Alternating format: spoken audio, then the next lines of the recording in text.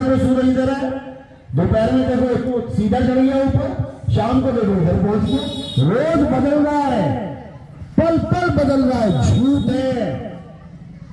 आज सर्दी है, कल बरसात हो गई, फिर गर्मी आ गई, झूठ है। आज पेड़ छोटा सा है, धीरे धीरे धीरे बड़ा हो गया, झूठ है, एक दिन गिर भी जाएगा। तो सत्य क्या है? हे अर्जुन, इस पूरे संसार में बस एक ही सत्य है, और वो क्या है? हे अर्जुन, आत्मा ही सत्य है। उस आत्मा का ना तो कभी जन्म होता है, ना ही आत्मा की कभी मृत्यु होती है। ये अजन्मा है, नित्य है, शाश्वत है, पुरातन है, यही सत्य सनातन है। तो क्या है? सत्य केवल एक है, आत्मा ही सत्य है। आत्मा के अलावा सब झूठ है। हे अर्जुन, इस आत्मा को ना तो कोई शस्त्र काट सकता है, ना अग्नि जला सकती है, ना वायु सुखा सकती है, ना जल भिगो सकता है। इस आत्मा का कोई कुछ बिगाड़ ही नहीं सकता। और इस शरीर का, इसको काटा भी जा सकता है, इसको जलाया भी जा सकता है, इसको दफनाया भी जा सकता है, इसको सुखाया भी जा सकता है, इसको भिगोया भी जा सकता है। ये शरीर असत्य है, अच्छी तरह समझ लो। सत्य केवल एक है, और वो है आत्मा। अब किसकी आत्मा? हिंदू की आत्मा सत्य है या मुसलमान की? ईसाई की आत्मा सत्य है या सिख की?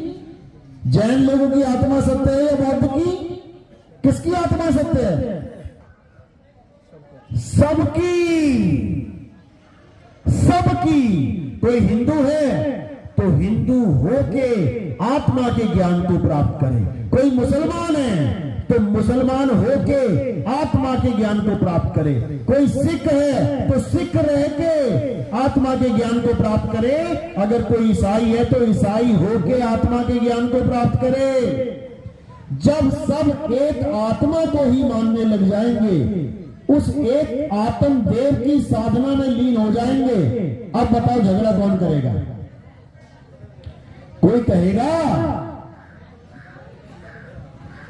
कोई एक दूसरे को गलत बोलेगा, कोई कहेगा कि तू अलग काम कर रहा है और मैं अलग, तू सही कर रहा है या मैं सही। अरे सभी एक काम करेंगे, सभी एक सी भक्ति करेंगे, सब एक कुल मालिक को पाने की कोशिश करेंगे, तो सारे एक हो जाएंगे। अब अलग अलग कैसे हो गए ये समझ लो। हर धर्म ये कहता है कि परमात्मा एक है। मुसलमान कहते हैं अल्लाह कह लो, खुदा कह लो, रब कह लो, परवरदिगार कह लो, रब्बुल आलमीन कह दो, कुछ भी कह लो, एक है। हमारे वेद कहते हैं परमेश्वर एक है। ईसाई कहते हैं, बाइबल कहती है गॉड इज वन, गॉड एक है। और गुरुद्वारे वाले कहते हैं वाहिगुरु एक है। अब चारों की किताबों में यह लिखा हुआ है। मुसलमानों की में लिखा है कि अल्लाह ने सूर्य बनाया, हिंदुओं में लिखा है कि भगवान ने सूर्य बनाया, ईसाई में लिखा है गॉड ने सूर्य बनाया, और सिखों में लिखा है अकाल पुरख वाहिगुरु ने सूर्य बनाया।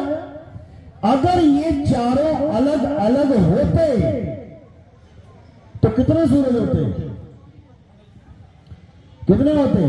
2, 3, 4 सूरज होते। एक अल्लाह वाला इधर होता, वाहिगुरु वाला इधर होता, सिख वाला इधर होता, मुसलमान वाला इधर होता, हिंदू वाला इधर होता। चारों तरफ सूरज ही सूरज घूम रहे होते। लेकिन देखने में आता है कि सूर्य केवल एक है। इसका मतलब क्या हुआ? इसका मतलब ये नहीं कि बाकी 3 ग्रंथ झूठ बोल रहे हैं। इसका मतलब चारों ग्रंथ सच बोल रहे हैं। लेकिन हमें लग रहा है कि सारे ग्रंथों में जो नाम रखा गया है, किसी में अल्लाह, किसी में वाहिगुरु, किसी में राम, किसी में खुदा, ये सब अलग अलग लोग हैं। अज्ञानता ये है। अज्ञानता ये है, हम चारों को अलग अलग मान बैठे हैं, इसलिए हमें एक से अनेक होना पड़ रहा है।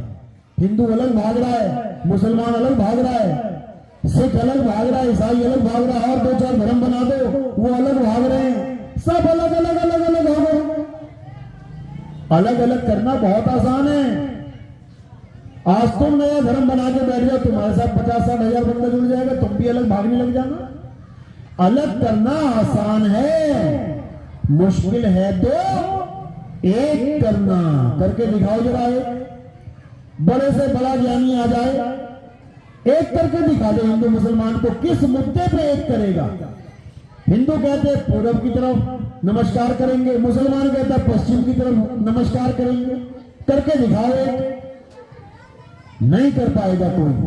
एक होने का केवल एक ही जरिया है, और वो है आत्मज्ञान। मुसलमान को बोलो कि तू मुस्लिम होके अपनी रूह यानी आत्मा का ज्ञान समझ ले। हिंदू को बोलो तू अपने हिंदू धर्म में रह के आत्मा का ज्ञान समझ ले। ईसाई को बोलो तू अपनी सोल यानी आत्मा, उनके ग्रंथों में सोल का बहुत जिक्र है कि सोल कभी मरती नहीं है, लेकिन सोल को कोई जानता ही नहीं। ईसा मसीह को पकड़ के बैठे हैं सारे। जो बाइबल कह रही है सोल को जानो, और वो आत्मा की जगह, सोल की जगह शरीर को पकड़ के बैठे हैं ईसा मसीह के। उनको टांग दिया गया, उसको गले में लटका के घूम रहे हैं। जानना तो आत्मा को, पकड़ बैठे शरीर। यही हिंदू धर्म में हो रहा है। कृष्ण जी कह रहे हैं आत्मा को जानो, आत्मा को जानो, और हमने किसको पकड़ लिया? कृष्ण जी के शरीर को पकड़ लिया। हम भी गले में लटका के घूम रहे हैं कृष्ण जी का शरीर। वो समझा रहे हैं, हे अर्जुन, शरीर असत्य है, शरीर मर जाते हैं। आत्मा को जानो, आत्मा कभी नहीं मरती। कृष्ण जी के शरीर की मृत्यु कैसे हुई थी? क्या हुआ था? पैर में तीर लगा था। किसने मारा था? किसने? बाली ने। बाली ने क्यों मारा? बाली को तो राम जी ने मार ही दिया था। बाली ने तीर मारा क्यों? क्योंकि राम जी ने बाली को छुप के मारा था। छुप के। दोनों भाई आपस में झगड़ा कर रहे थे ना, लड़ रहे थे, सुग्रीव और बाली दोनों लड़ रहे हैं। उनका फैसला होने दो, कौन जीतेगा? कौन जीतता दोनों में से? कौन जीतता? बाली जीतता। क्यों? क्योंकि उसको वरदान था कि जो भी तेरे साथ युद्ध करेगा उसकी आधी ताकत तेरे अंदर आ जाएगी। जिसके साथ भी लड़ता था आधी ताकत उसकी इधर आ जाती थी। मानो 100 रुपया विरोधी पार्टी और 1 रुपया बाली। अब 100 वाला सामने आया तो 50 इधर आ गया। अब उसका कितना हो गया? 51 उधर रह गया। 50 तो कौन मार खाएगा? 50 वाला। जो रावण हिमालय पर्वत को उठा दिया, जिसने बोले जंगल ऊपर बैठे थे उसको भी उठा दिया।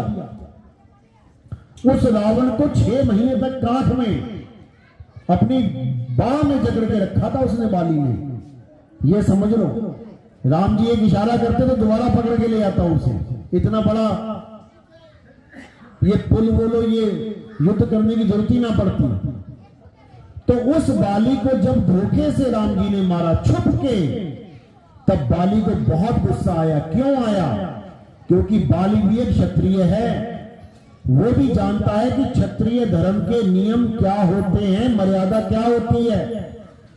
जब 2 क्रिकेटर खेल रहे होते हैं, 2 टीमें खेल रही होती हैं, तो नियम किस वाली को पता होता है? एक टीम को या दोनों को? दोनों को। जब कोई फुटबॉल खेल रही होती है 2 टीमें, तो नियम किसको पता होता है? एक को कि दोनों को? दोनों को। जहां फाउल होता है एकदम ऑब्जेक्शन कर देते कि फाउल है। इसी प्रकार राम जी और बाली दोनों को पता था कि युद्ध की मर्यादा क्या होती है। कभी